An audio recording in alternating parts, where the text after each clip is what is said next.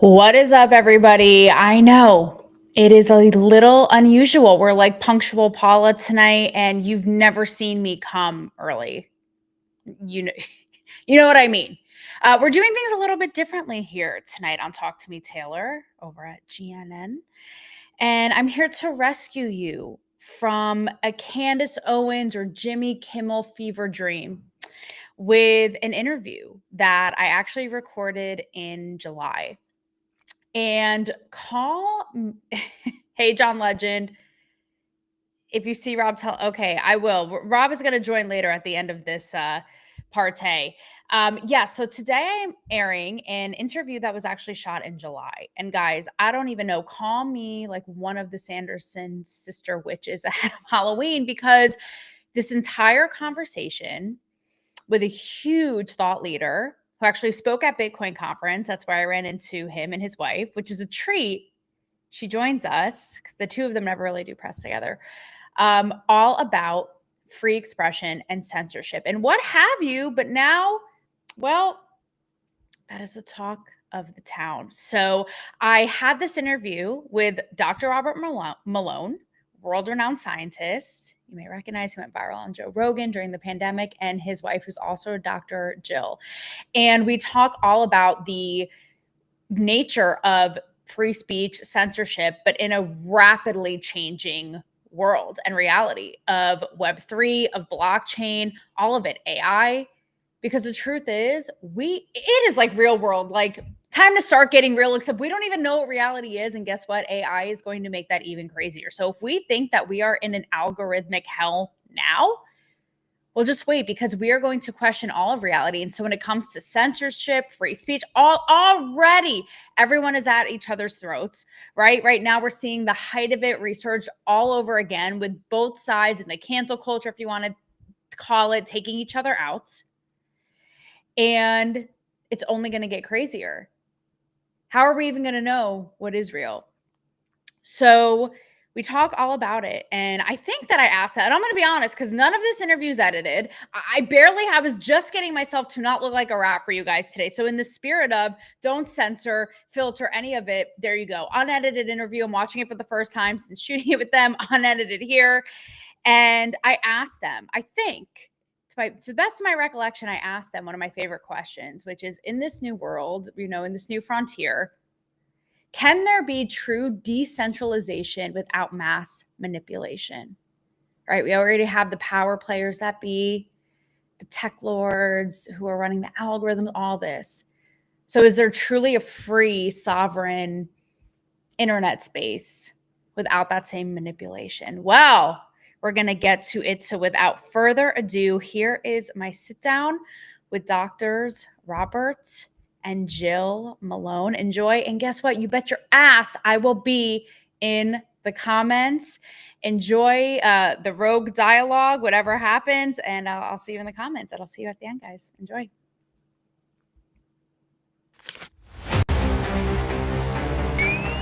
Chris, how was your pee break? My pee break? It might flash you. Random, baby. Yeah. Well, thanks for having me. Quite an intro. So bring them into the conversation instead of berating them constantly. I too am a thought criminal. Good. Well, I like you already. Does this look like a girl who's joking around? No. But how much do you actually understand money? Especially the new wave. Beauty or intelligence? When you unleash both, it is men's kryptonite. Welcome to Talk to Me Taylor. All right, it's been 2 years since this dynamic duo has entered the chat, and it almost feels like everything yet nothing has changed. Last time we talked about vaccines, information wars, and now it's gone into crypto, Web3, blockchain. So it's almost like one form of chaos and disruption to another. And I wouldn't be joined by anybody else but Dr. Robert Malone and his brilliant wife, Jill, who have this summer Mediterranean glow going on today. You two look fantastic. Also, Jill, you and I have like the mermaid hair coordinated. So, That's right. Yeah. so Robert, lucky you hair. today. Yeah, yeah, exactly. You two look fantastic. But just brushing up, if everybody has been living under a rock, Dr. Robert is a world-renowned scientist, physician, is a co-architect of the mRNA vaccine technology. I always clarify, not the COVID vaccine, the mRNA technology. Yes, I always have that footnote in there. And your co-pilot, the brains behind much of the operation, Jill, also a doctor. I know you guys, you penned War last year, which was praised by the likes of Tucker Carlson. He's like this whole thing right here. And RFK Jr. and Robert, you wrote Lies My Government Told Me. So guys, welcome back to Talk to Me, Taylor. Looking fantastic. And like I said, have this summer glow today. Thank you. Glad to be here. Thanks for having us on, Taylor. Of course. I want the obligatory, before I started recording, Robert, your Talk to Me, Taylor. Can I get it again? Oh, yeah, sure. Yeah, so talk to me, Taylor. I mean, tell me what's going down. Tell me what's up. There it is. And also, I would be remiss if I did not, I know it's under strict NDA and embargo, but ask you to whip out that amazing toy car I just saw. So it's only appropriate. It's right here. Okay. It's a toy car GT2. Robert was just telling me that they used to hand these out to dealerships because they wouldn't have a GT2 on the lot, but they could show people the antique Porsche. That's what it is. I love it. It's a BYOC, bring your own car today. That's right. Well, I don't know if you ever been on Tim Pool's show or had anything to do with him, but for him, it's all about toy skateboards. So I figure if Tim Pool can have toy skateboards, I can have a toy Porsche. Of course, Yeah, exactly. Toys in our house, so. Guys, we're going to pivot today and talk about the decentralized world. So it's about to be our world and everyone else is just living in it. Okay. Things are changing. The tide is turning. So, i.e., you're entitled to your little Porsche car. You know, we're making the rules now. We're making the rules out of everyone else. Can I quickly, before we hop in, I really want to tell everybody what happened yesterday just because it was so funny. So we had run into each other at the Bitcoin conferences here in Vegas and had a great time, had dinner. So we had this on the calendar for a bit. And it was my bad because I didn't give you guys a heads up reminding you yesterday. So I'm sitting here because the interview was supposed to be yesterday. And so 10 minutes goes by and I'm like, maybe I'll shoot them a reminder. You know, it's okay. I called Jill and I'm like, hey, how are you guys? And Jill goes, well, we're great, but Robert just got in the car. So I was like, okay. So, you know, fashionably late. So I'm glad that we're here. No, it was hilarious. Let's talk about, because now, like, we've done this. We did a run. This is round 2. And just out of the gate, let's talk about seeing you two together. Because normally we see you, we love you, Robert. And, we know you're the star of the show, but it's rare to see you two together. And I love it because you really are like a Bonnie and Clyde. And really, Jill, well, that's a metaphor. Yeah, you are disrupting all kinds of institutions here, right? So I better prefer Bonnie and Clyde to Thelma and Louise. So there's that. I was writing this morning and Robert turned to me and says, you know what? You're just getting your revenge on all the bureaucracies of the world. And yeah, exactly. There's truth in that. I just right away. And yeah. So the thing is, her PhD is in biotechnology and public policy. And so now in our Substack, she basically gets to geek out on public policy on a daily basis. Exactly. And throw spitballs at all of the DC elite and all their stupidness. So she's having a hell of a time. Yeah. That's what's so great because, Robert, you're the forward-facing sort of entity of the brand. And when I first met you guys, it was so great to hear. And you're so proud of Jill, and it shines through, and it shined through in our last interview how Jill really is the brains behind much of the operation, your Substack, all this, what you just said. And talk to me a little bit about doing this as a united front, because it's rare to see you guys together. And I have to say, the last time we did this, there were some haters in the comments being like, oh, you guys, it's taking away from Robert. Robert's the star of the show. And again, Robert, we Oh, don't want to upset your wow. exactly. So what do Wow. you make of that? So we also had we've had haters spring up that are now hating on Jill.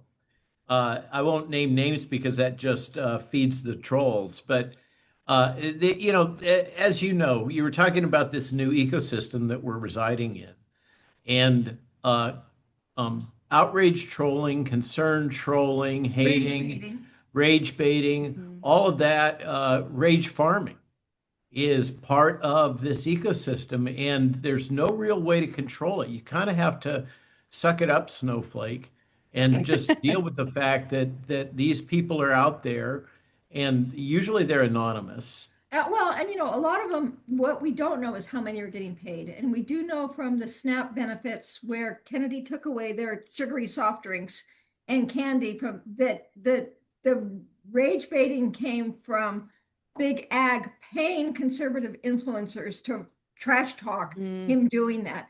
And so you really don't know. How much is genuine and how much is synthetic? Right. They're like, we want our red 12, 15, 17. What are you guys doing That's right. here? What is wrong with people? I.e., Jill and Taylor entering Robert's chat. What do you think you're doing? No. But no, it did make me wonder because between seeing some of the comments, be it diehards of yours, Roberts, or real or fake, or whatever it is, and even it was so funny at Bitcoin conference, like you're a little celebrity. People kind of coming up to you while we're talking to try to, talk and get a picture, or whatever. And Jill's kind of like, it's my life, but you've been together forever. Talk a little bit about that dynamic. Like, is it ever, you guys don't seem like you have ego in it, but what is that like Well, for both of one you? thing I want to note, Taylor, is my Wikipedia page it just got brutalized. It was a gang rape during COVID. Oh, I know. And then recently, we were on the boat. Somebody who does reputation reconstruction and management for big time major stars, Oscar stars, etc., was on the boat and talking to us in about what we'd experienced, and I started to talk about Wikipedia, and so I pulled it up, and to my surprise, there's now a section in there. It's really a lot more favorable than it used to be. It's kind of like things have turned around a little bit. There's still the usual, oh, he spread disinformation or misinformation during COVID about vaccines, but there's a section in there that talks about that we were high school sweethearts. And somehow that washed away all the other ugliness in that Wikipedia listing, just to have a kind of a public acknowledgement and ownership of our longstanding commitment to each other, our kind of shared journey. It's something we talk about a lot in the context in particular of, it's one of the books that we want to write is about love and marriage. Okay. Because I think that folks in, younger people going through the kinds of things that we went through when we were poor and young and all of that, and maintaining a marriage in the face of bootstrapping. We didn't have silver spoons. Right. Jill was a waitress, and worked as a waitress to help pave my way through initial years in academia. And you worked as a construction worker. Oh my Yeah. gosh. Works, yeah. So Jill, there was a point where I was a fast order chef. He cook, not chef. Yeah. Chef She's like, let's be clear. Building the lily a little bit there. I apologize. But still,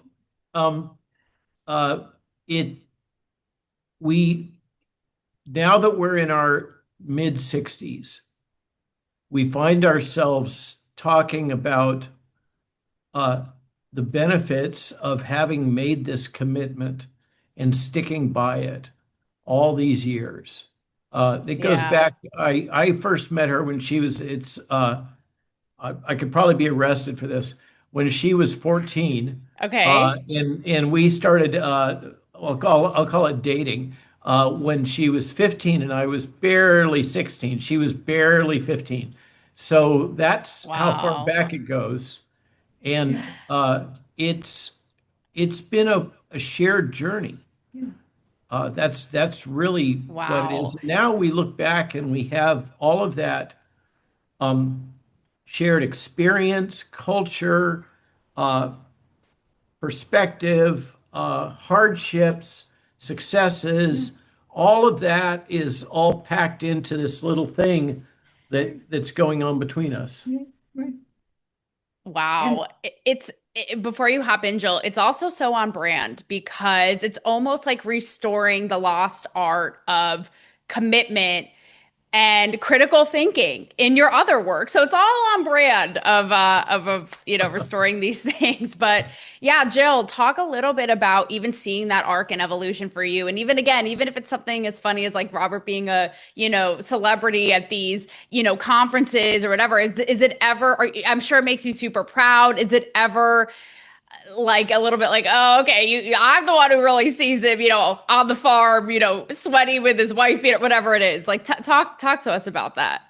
Oh, I think I've talked to you. I'm actually an introvert, and I don't really like all the big events, just all the people, and it's always a little overwhelming and too much stimulus for me. I would prefer to be in the corner reading a book or writing or something. She always picks the seat at the restaurant that's in the corner where she can see everything, but she's got her back to the wall. Yeah, but That's hilarious. of course, I'm proud of Robert, and he deserves everything that he's gotten in terms of accolades and more. Um, but at the same time, we both really like our private life. Like, we have a farm here, and we raise our own, as much of our own food as we can, and we try really hard to live off the grid. Yeah. And for me, I don't even like going grocery shopping. Like, I'd much rather stay home and buy my clothes on Amazon and not go to stores. Right. But that's just how I am. I'm just how I'm wired. Right. I'm very much a homebody. Aw. Yeah. But But intellectually, we have always had this hard dynamic between us where we question each other all the time. Like, we push back intellectually all the time on each other. Seriously, couple goals. Yeah. Big Yeah. time. Yeah. Big time. And the Caribbean glow you guys have going on just levels it up. Seriously, I think this is the best that I've seen you. You guys look seriously fantastic. Well, thank you. Thanks. Thank you. So when we got together, we talked a little bit about how all of us, you talk about challenging each other intellectually, and how across the board, all of us have been sort of ahead of the curve when it came to cancel culture and calling things out ahead. It's like things that we were calling out and got reprimanded for. Obviously, you guys were seriously deplatformed, as you said, basically gang raped, gender reassignment, all of surgery. it. Yeah. Even all of it, right? And even, again, my show was called Cancel Me Baby, mocking how silly and outrageous cancel culture was. 5 years later, now mainstream comedians and pundits can now talk about it. I'm like, where were you guys all 5 years ago, right? So I know you guys are in a similar boat. Does seeing all of this being unearthed now, and now it's acceptable, and you were punished and careers essentially ruined, does it annoy you that now it's cool and accepted, or does it give you hope and optimism? But let's be clear. I mean, Robert is still permanently banned from LinkedIn. Our Substack, which has 400,000 subscribers, is on almost every single blackmail list, even though we never add any in terms of emails. The Google search doesn't pull up our 400,000 person Substack. It doesn't cite it in any of the AIs. This is not over. Okay, it's not over. Yeah. People don't realize how much censorship is going on and how this is the permanent record going forward a decade from now. Yeah, I was on with a British broadcaster doing a podcast a few days ago, and Brian Rose is his name, and we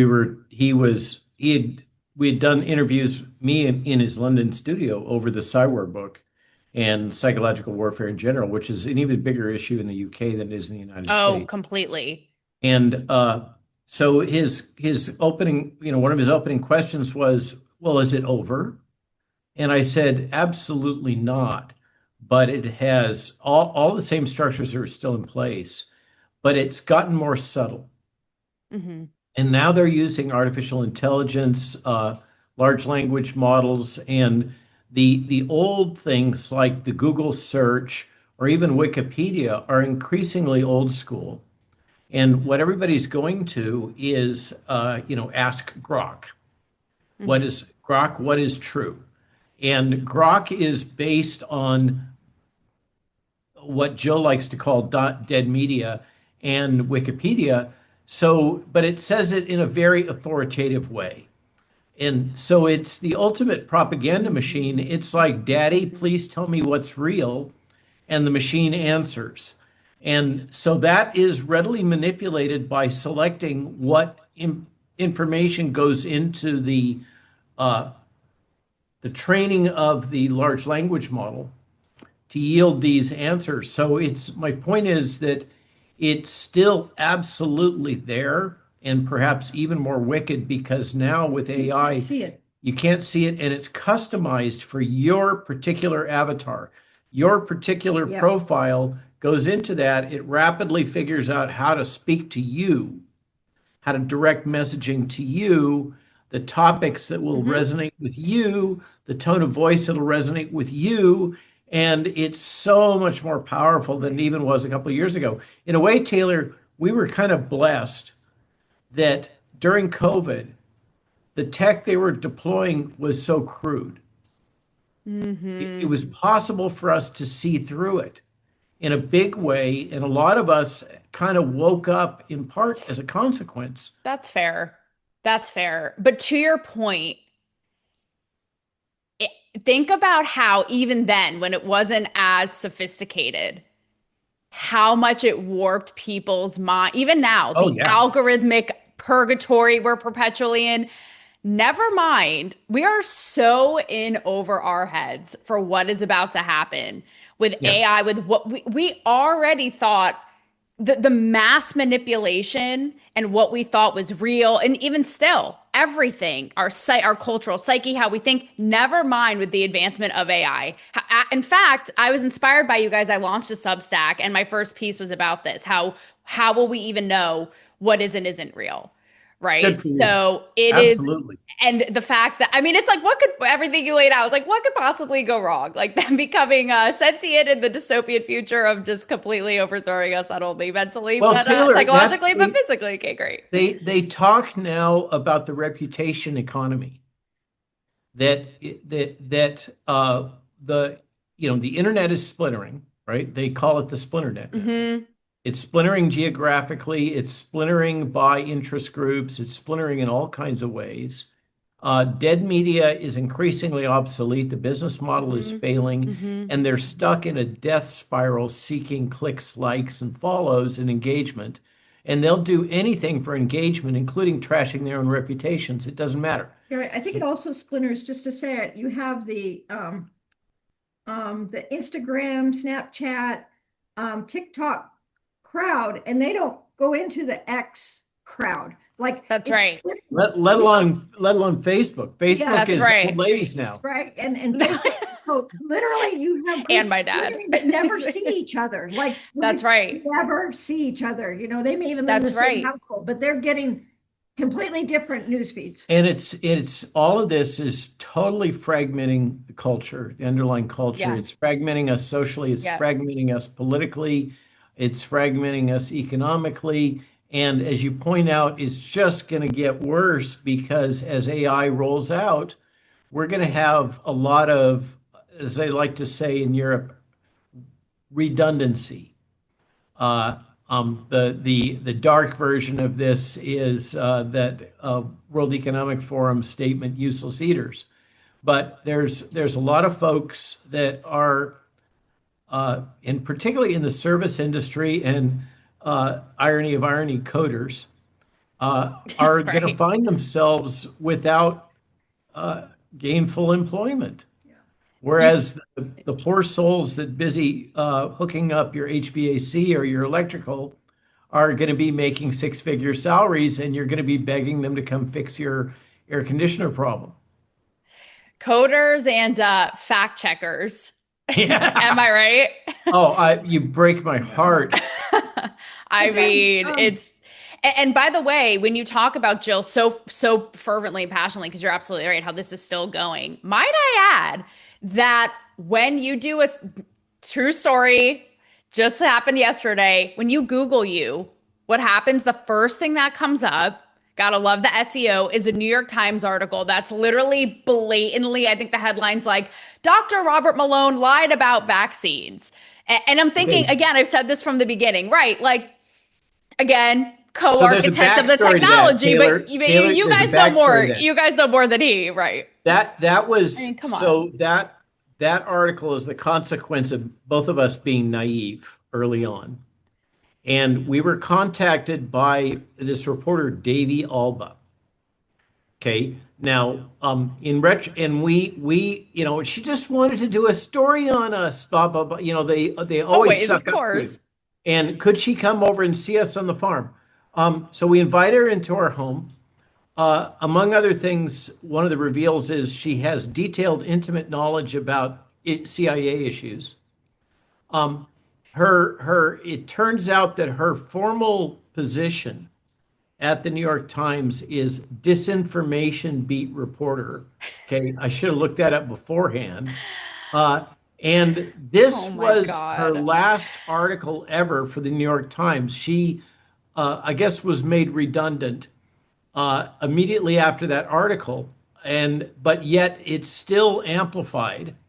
And we actually sued the New York Times over it, but not successfully, for defamation. One of the things was in all of her talk about how we had no basis for my assertions, Jill's got to figure out why the dogs are barking. Okay. Um, Life on the One of the farm. things was we offered to show her all of the records of the invention disclosures, the patent disclosures, etc. She wouldn't look at it. Of course. So it was just a hit job. Facts And don't yeah, matter. it still gets amplified. It's specifically quoted in Wikipedia.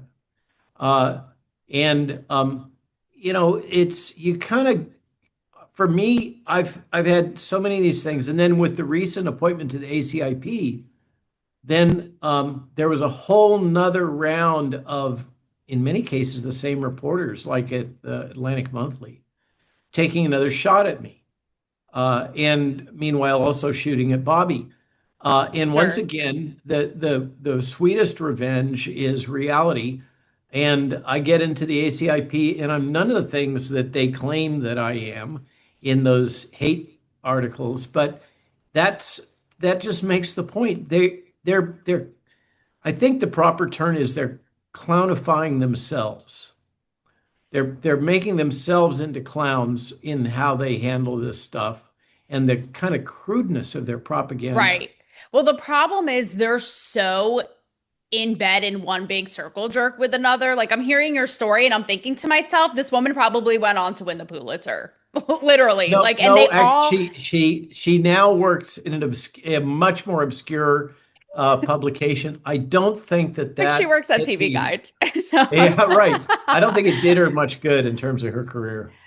Well, it's sad, and this is a dialogue that continues to go on, even with the Colbert stuff, right? Like, how could his writers, his team of 200 people actually think that this is good? And even to your point, how they're all just dying off, like fossils. The problem is they're so in this cesspool Yes. of, like I said, a gangbang, if you will, with each other, that they think that it's great, and they think that it's truth, and they think that it's real. As we pivot now into the new frontier of Web3 and all of this, because again, you guys have been victims of the algorithmic hell. What is one algorithmic behavior? I mean, I know all of them in an ideal world, but what would be the first one that you would just ban indefinitely, whether it's shadow banning, whether it's, creepy stalking and no privacy, whether it's even what you were saying, like the hate bots or whatever it is? What's one thing that you would just...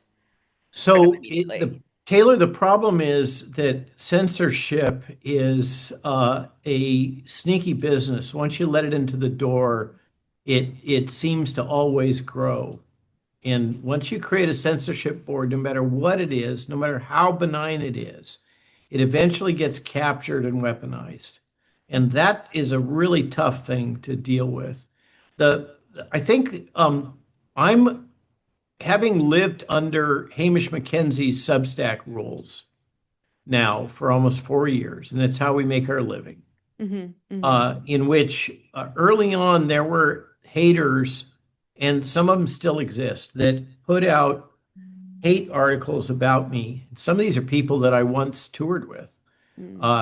Put out hate articles almost on a daily basis for years.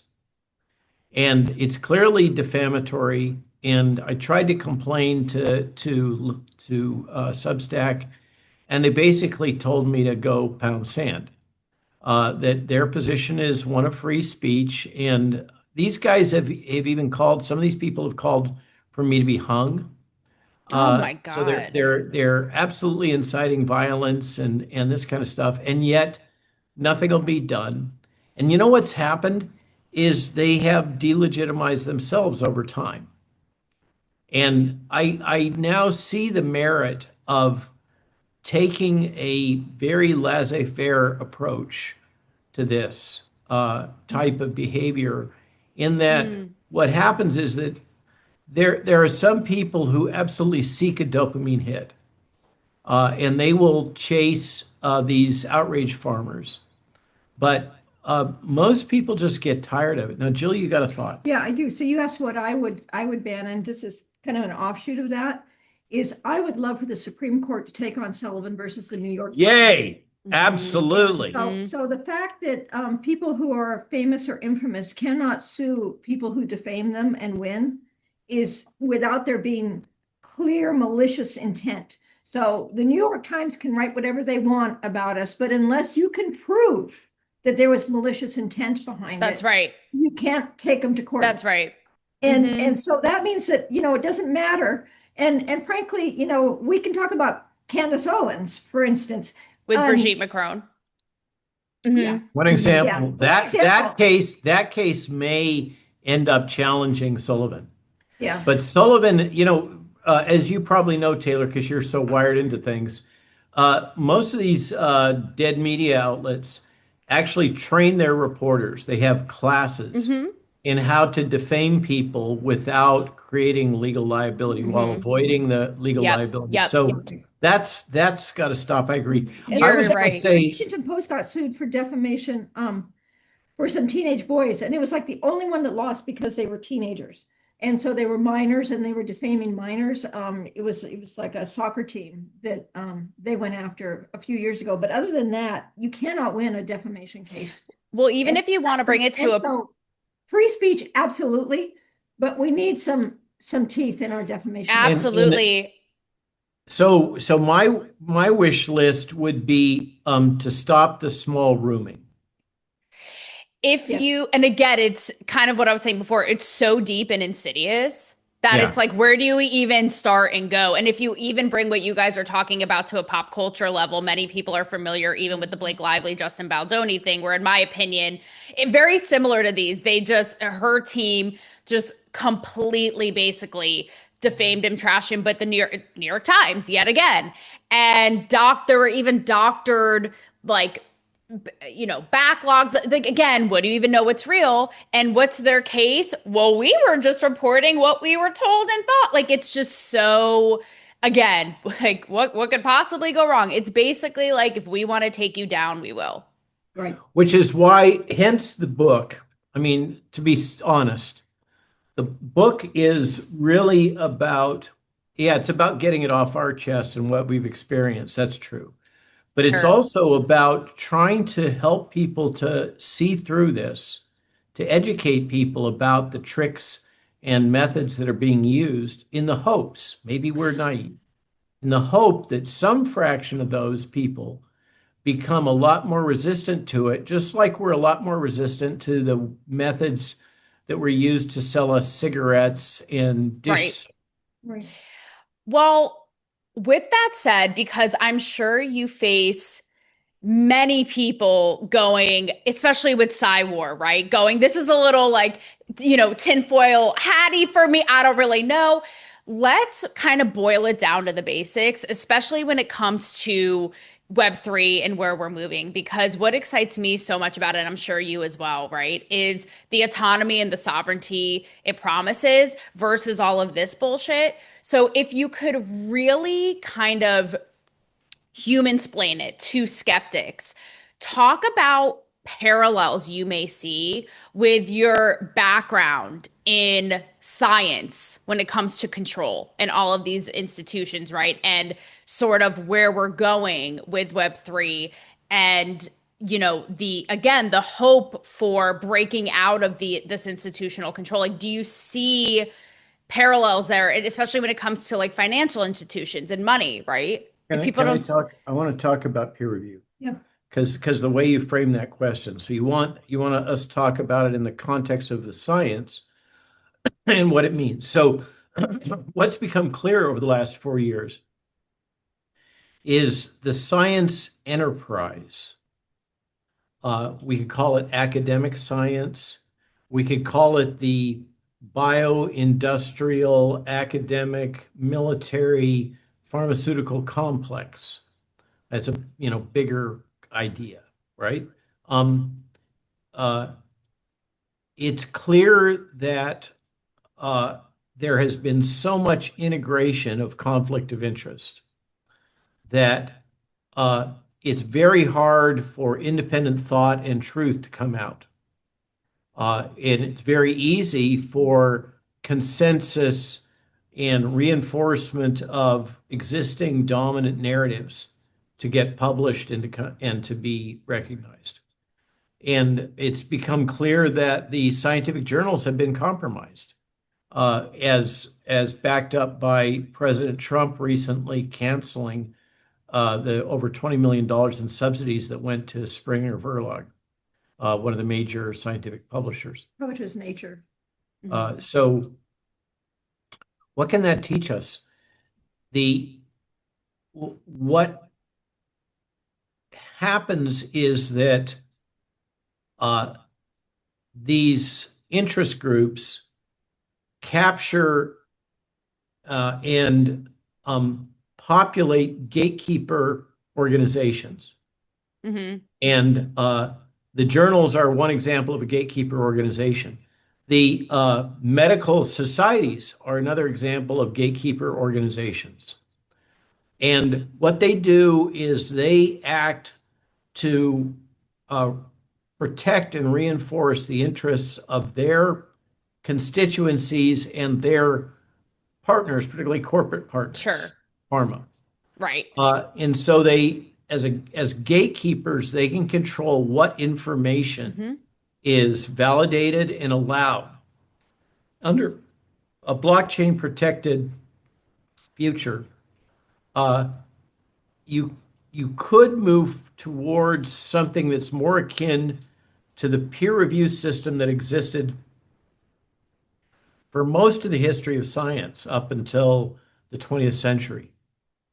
And that was that you would publish your paper and then it would be subjected to peer review. Mm-hmm. Then people would take shots at it. They'd say, oh, you screwed up here, you screwed up there, or whatever. And then somebody else would publish something else. And then they get not this kind of forward-looking,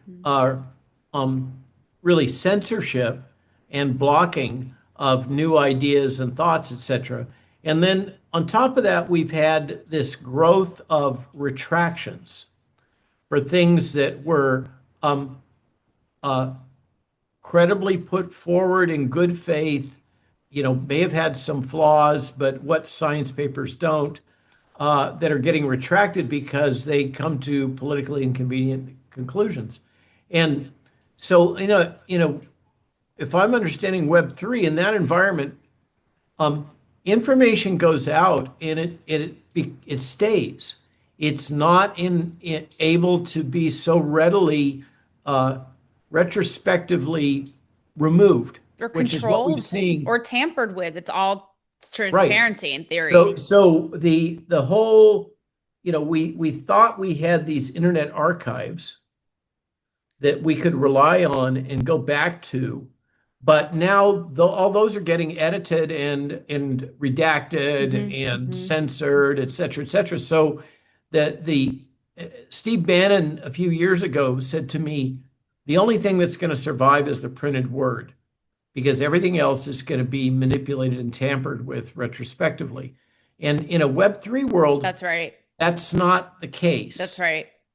Now go ahead. But just to say it in terms of the gatekeeper, the biggest gatekeeper may be the US government, which is the biggest funder of research in the world. Mhm, And they fund the research that they want to see succeed.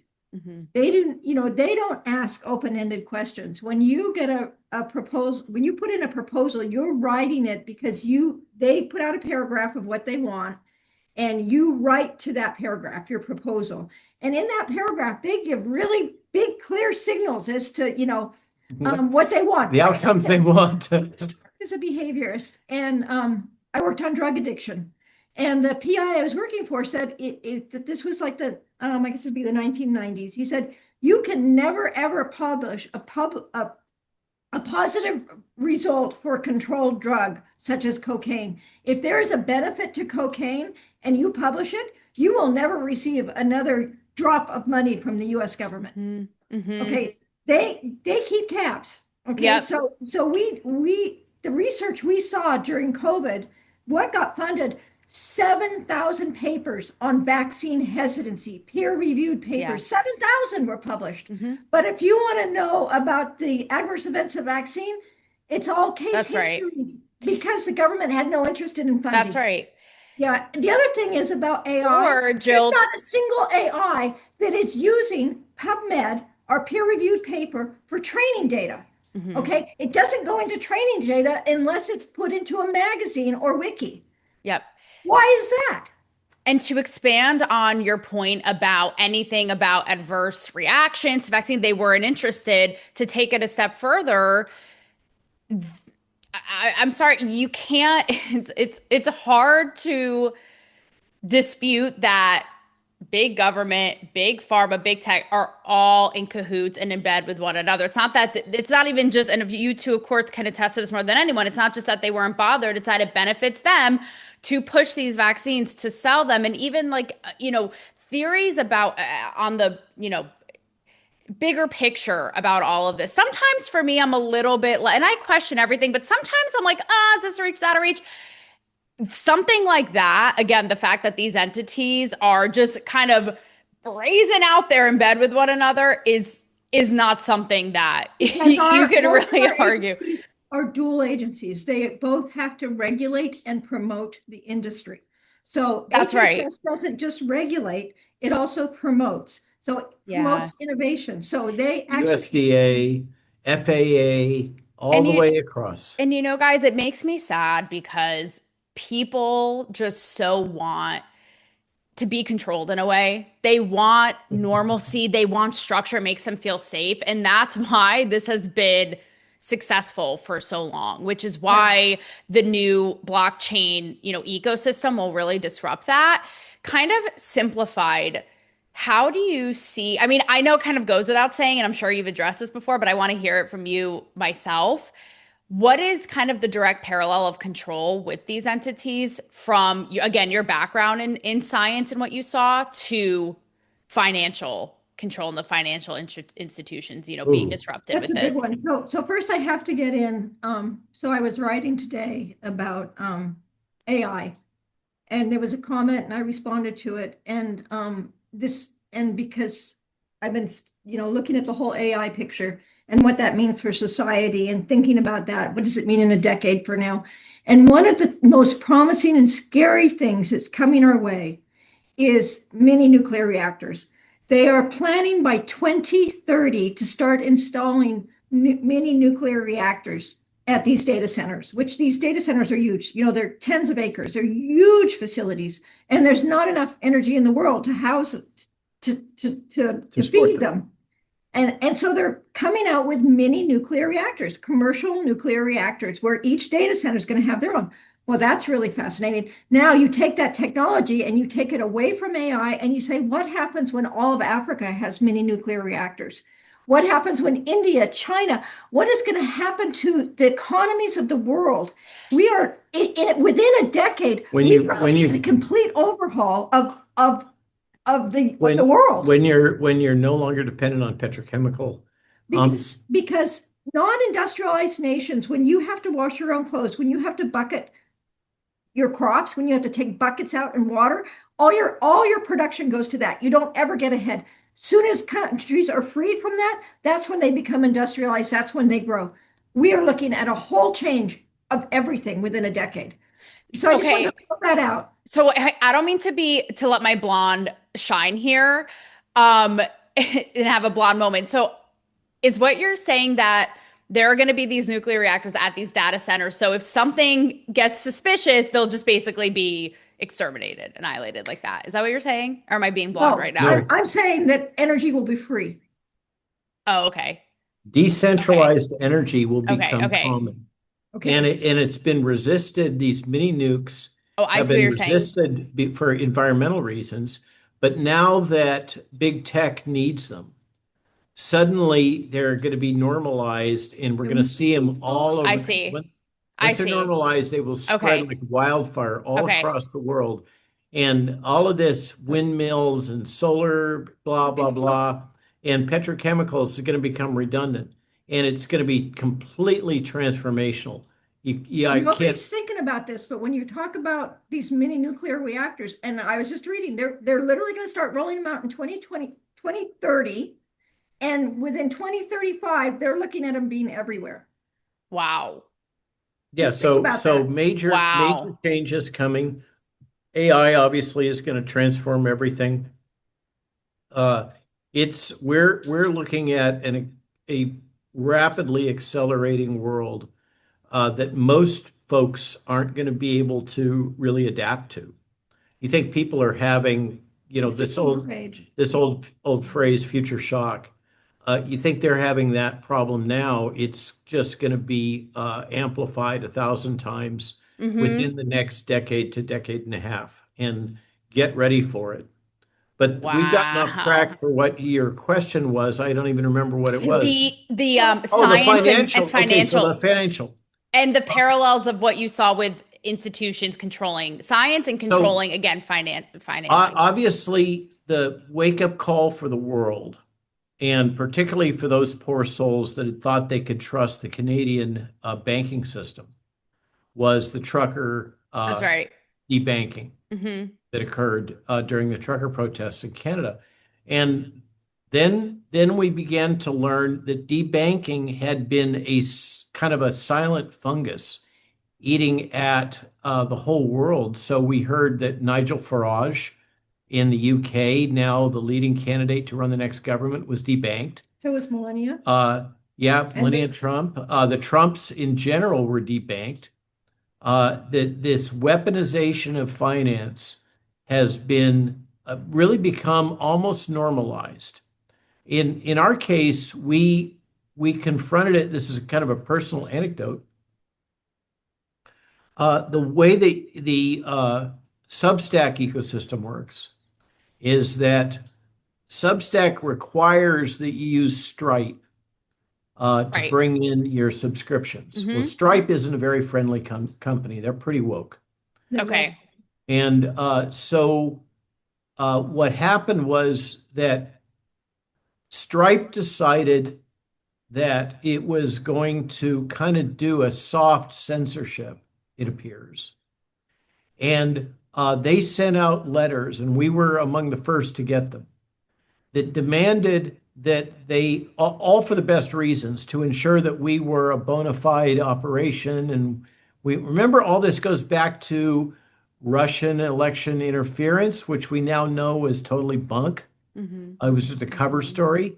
But, they use that justification. And so Stripe sent us this letter saying, you have to disclose. 3 years of history with us, Yeah. and 20 years of banking with Wells Fargo. You're going to have to allow us to look into your bank account retroactively.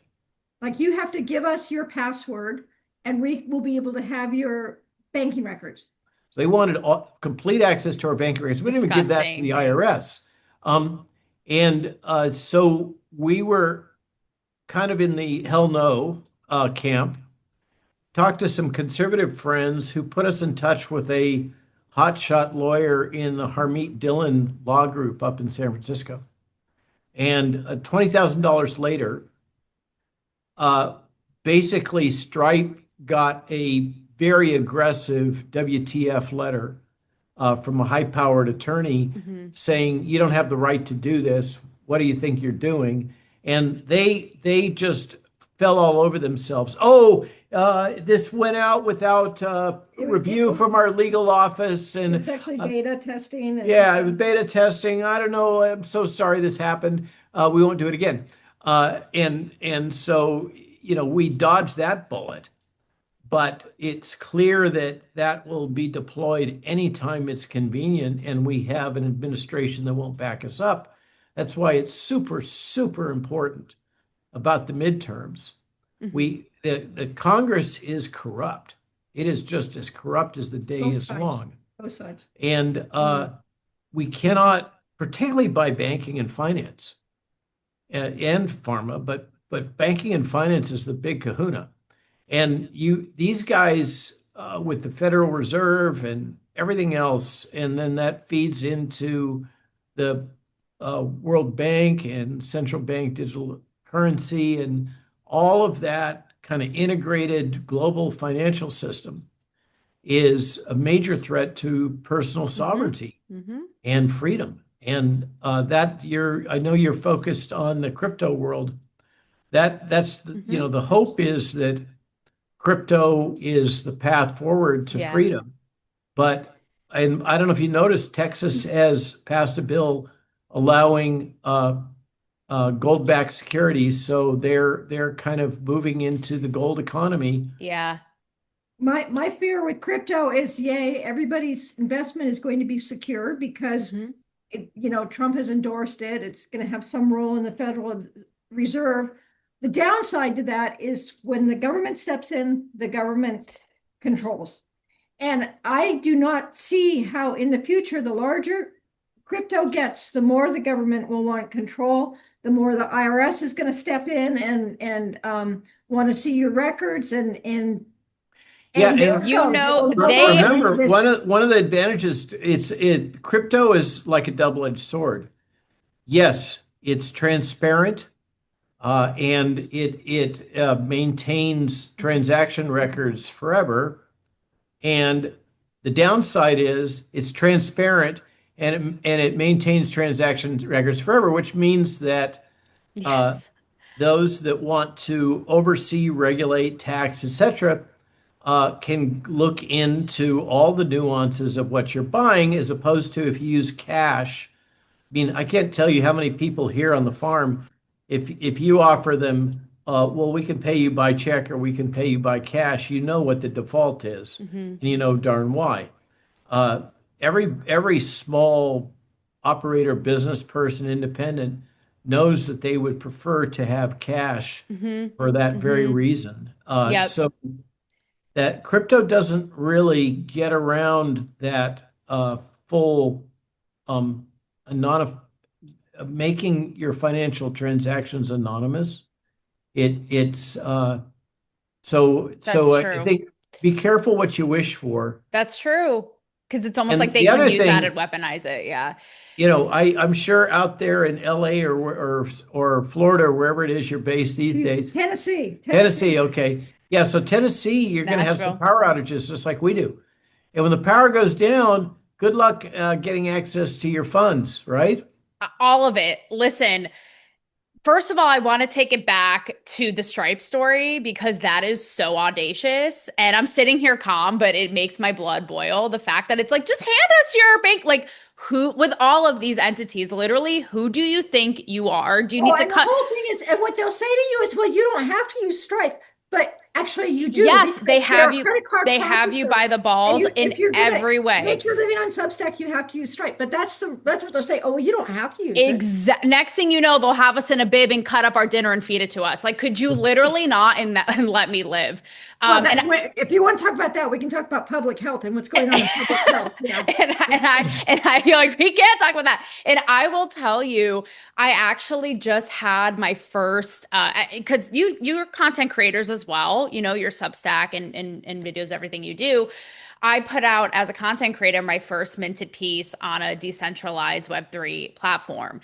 And that in and of itself, you're talking about the transactions, just from soup to nuts, it was so empowering because while it does have some issues, it's not totally bulletproof. The fact that I determined how many assets do I want to sell for how much. I see them like that. It's all out there. It's transparent. There's not these, you know, I monetized, kept most of it. These platforms, you're making pennies, they're getting greedier and greedier, you know, milking for everything that these creators are worth. What is it? 20-30% fee, bank fees, PayPal, all these fees. Yeah, this was just like I controlled it. It's true autonomy. And again, none of these fees, I saw it right there in my account. And it was really, I had a pep in my step that day because I was like, this is the future. It's, you know, that is the bright side of that. That is the bright side. And a shout out to Substack.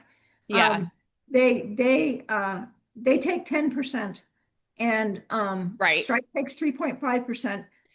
That is pretty outrageously good. When you look at what X pays people, it's pennies compared for to millions and millions and millions of views. Even the platform that I used, it's so small. It literally, I think they take like 5%. 1.3 million followers on Yep. X, and maybe he gets a few thousand each year from them.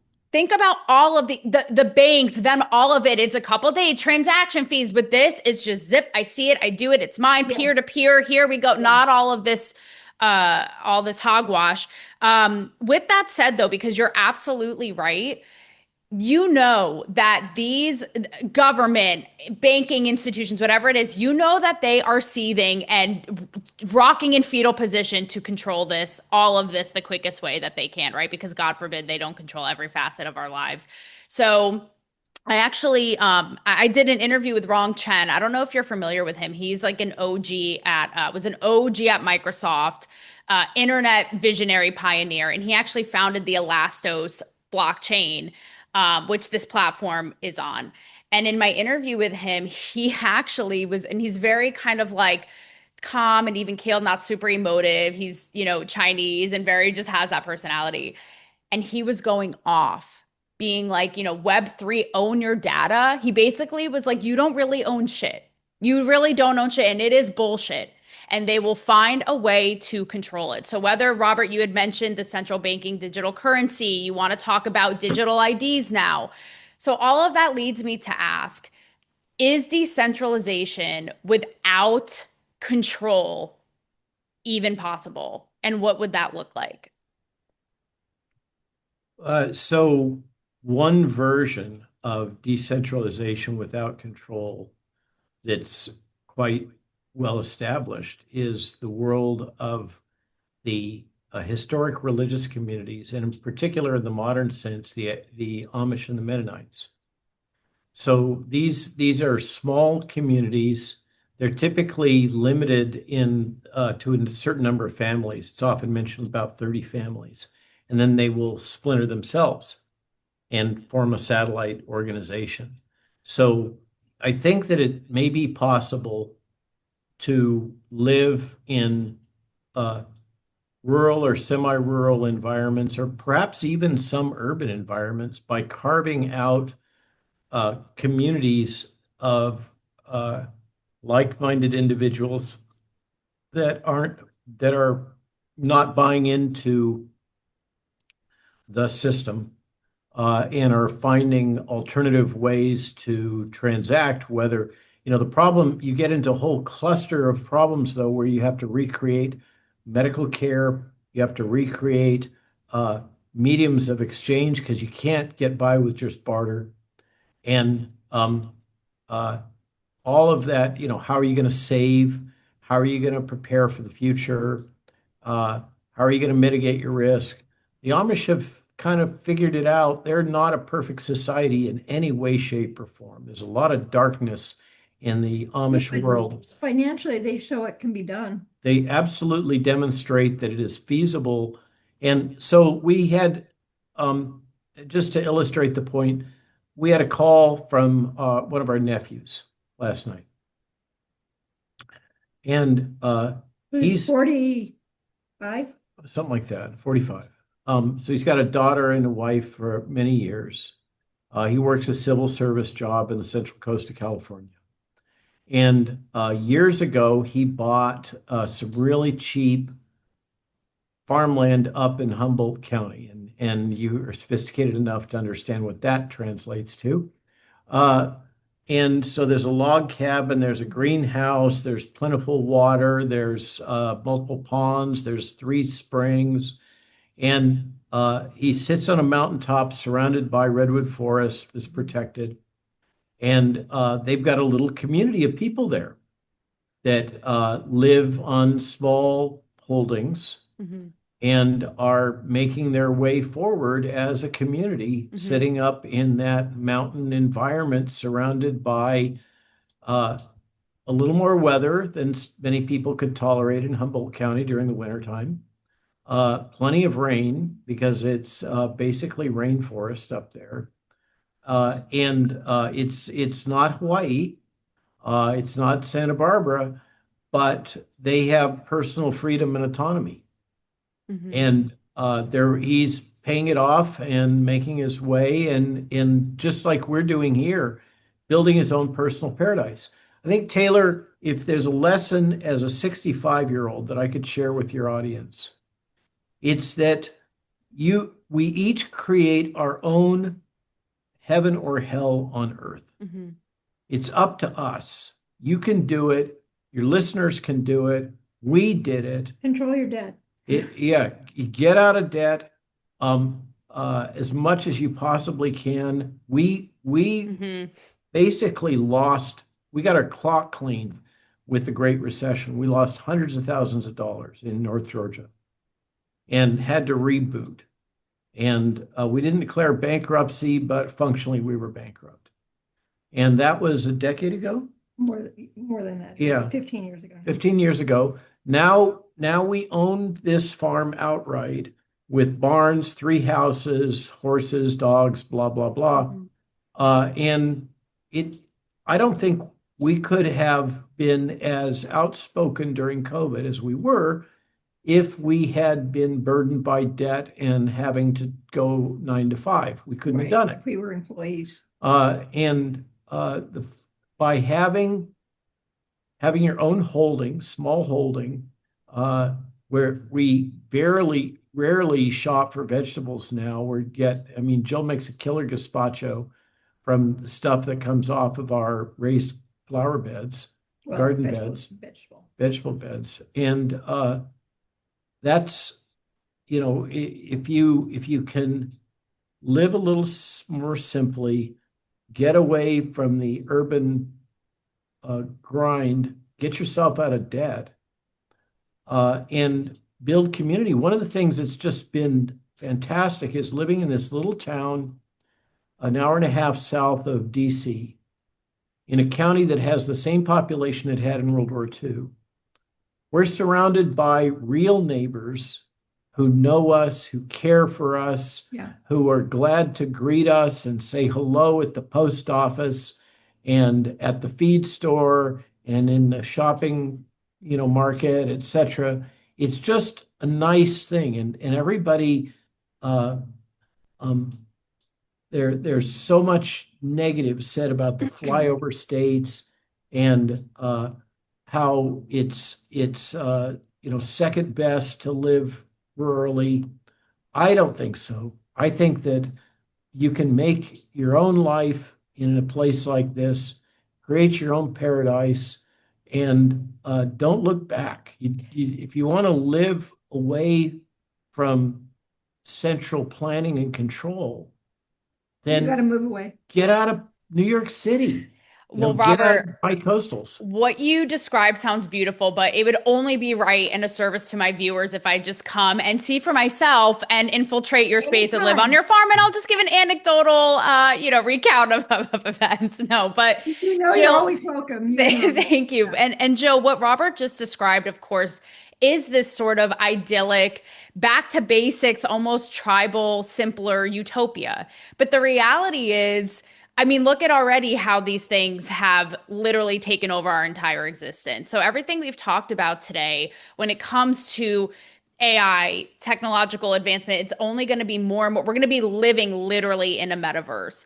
So what do you think when it comes to that world? Like, is it possible for that world to exist? Because, like I said, it's gonna be so integrated in our It is lives. actually real possible, and What you're saying I without, have a really good solution. Okay, like I put my phone down and I go outside, and people are and I go outside for hours, and people will be like, "Well, why didn't you call me? Why didn't you?" Well, it's like because Sorry. I love that. I'm the same way. I'm an Aquarius. I'm You like, I'm just put living it on down Mars. and you walk away. You don't have to be on it all the time. You really don't. I mean, Jill, for a new world, a decentralized Web3 world to exist without mass manipulation and control, is that even possible? No. No, Well- not, I don't think it is. I mean, yes, we can escape it, but in the end, we have to pay taxes. We have to live in this world. We have to give them our financial records. The web is going to continue to be controlled. They're going to continue, right now, AI is great because it doesn't have commercial interests involved. But wait 2 years. Everything that's happened to Google over the last 20 or 30 years is going to happen to AI. Pretty soon in AI, what's going to come up is results that are skewed a little to the company that pays them this and skewed a little to their advertisers. It has to be because, unless we all are subscription based on AI, they're going to make profit, and they're going to make profit by advertising. So that's going to come for us, and they're going to control us. I believe they're going to Even the nuclear reactors you'd mentioned, like you said, big tech is going to want to get their hands on that sooner or later. Like even that will be a means of control because, like, God forbid it offers any sort of access or liberation. It's like, Oh, and they're going to be expensive. We're going to be paying for them. uh-huh. Yeah. So before I let you guys go to your beautiful farm, what would you say in a nutshell, given everything you've seen, again, the evolution of your career, your experience, this entire climate, where we're headed, again, because technology, AI, all of it is going to be one and the same with our lives. What makes you most hopeful about where this all could go, and pessimistic, for lack of a better word? You go first this time. Hopeful. I believe that we are making real changes in the government right now, and I believe the government will get smaller, particularly if Vance or Tulsi Gabbard gets in 2028. And that is my hope, is that it's going to be through fiscal controls that we're going to control our government. That's my hope, and my fear is that doesn't happen. What concerns me is with AI, that what it will be used for is more and more control. It's not Okay. going to end. So here's my take on this. And it was informed in part by a trip out to Manchester, UK, where we met with somebody that is creating a new video streaming platform that is exploiting the unique challenges, let's call it, of the censorship environment around the United Kingdom. And what I saw was an entrepreneur who is very agile and able to exploit and recognize and exploit new opportunities. What's going to happen is that as these new tech get deployed in a rapid fire manner, it's going to be very destabilizing for the existing very large organizations. The days of Google are increasingly numbered because of AI. Hmm. It's scaring Google like crazy because their search, the hits that they're getting for searches are dropping like a stone because people are going to AI instead of going to Google to find information. I do. So what I see is these big mega Silicon Valley firms. I used the metaphor the other day, if you'll remember Ghostbusters, of the giant marshmallow man lumbering around the streets, right? Just knocking things down, taking out the corners of buildings, just not being able to turn. And the opposite metaphor is from Jurassic Park. It's the velociraptor. Okay. Don't be a marshmallow man, be a velociraptor. I don't know what this is, but I'm not going to take it. And recognize that there are going to be all kinds of opportunities for those that are agile, intellectually, in and organizationally, and business-wise. The opportunities are enormous in this kind of a rapidly changing environment, but only for people who aren't wedded to current systems. And I rather than saying, oh no, the sky is falling, it's so grim, all these horrible things are going to happen. Don't take that attitude. That is self-victimization. That's what the left does, right? Don't be a victim. Okay? Be a warrior and look at this as opportunity, not as threat. Hmm. Look at these changes as an amazing opportunity to innovate and adapt to a rapidly changing environment where the majority of people, I'm sorry, this is very, I don't know how it's not racist, it's not sexist, I it's can't something. wait. Maybe it's elitist or dumbest, but most people aren't going to be able to adapt efficiently. So don't be those people. Survival of the fittest, bitch, is what he's Well, saying. No. yeah, or stop whining and It's true recognize the though. opportunity. It's absolutely true. It's otherwise it'll just run you over. It's like be ahead of the curve, on the curve, make it work for you, use it to your advantage and as a resource. As you're Don't let it doing work with you. that new empowerment that you were talking about, and just think back to that feeling, that rush that you got, where you basically, if I could paraphrase what you just shared with us, is I adapted to a new system and I felt so empowered by doing that. And it gave me a rush, a sense of Mhm. self-worth and achievement and self-actualization because I was able to come up with a solution that circumvented all this bullshit that's going on. That's And right. that is the lesson, is don't let the bastards get you down. Figure out, be a velociraptor, figure out how you can skirt around them and bite them in the heels if you have to, but don't let them put you down. Be in charge of your own destiny.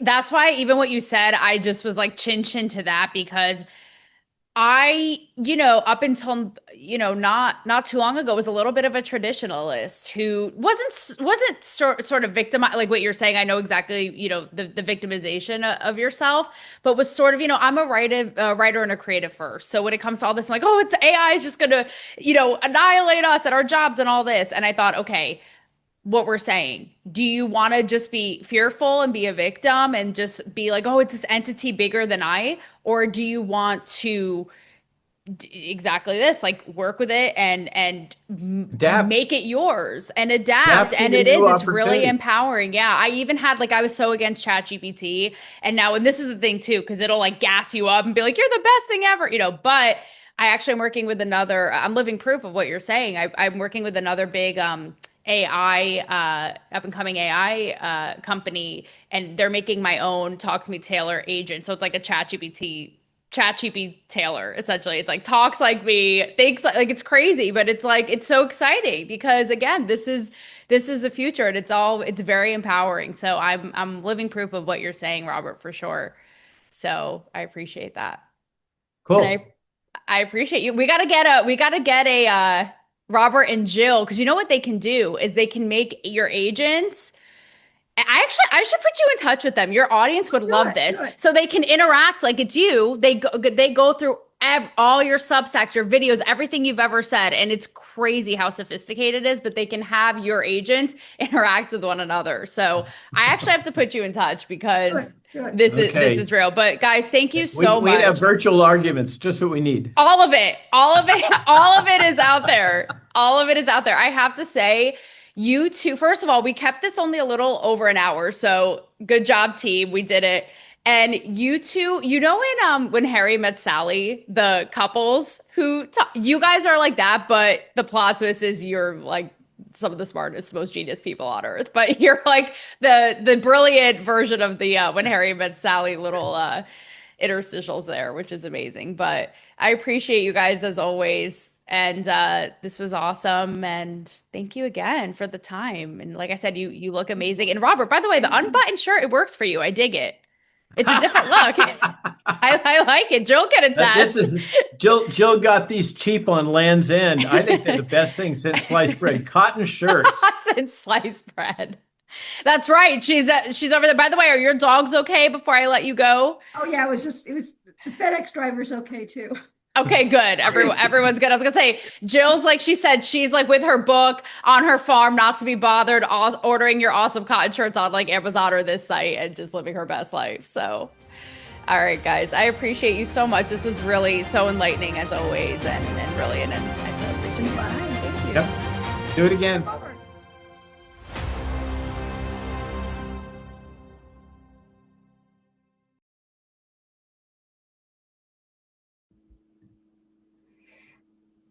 Hi, Rob. Rob, the people are so ready for you in the comments. I'm sorry to make you 5 minutes late. Can I blame it on being a woman? No? No, but it's no worries. Your show was great. Great interview. You know, as always, you know, you're doing a great job out there.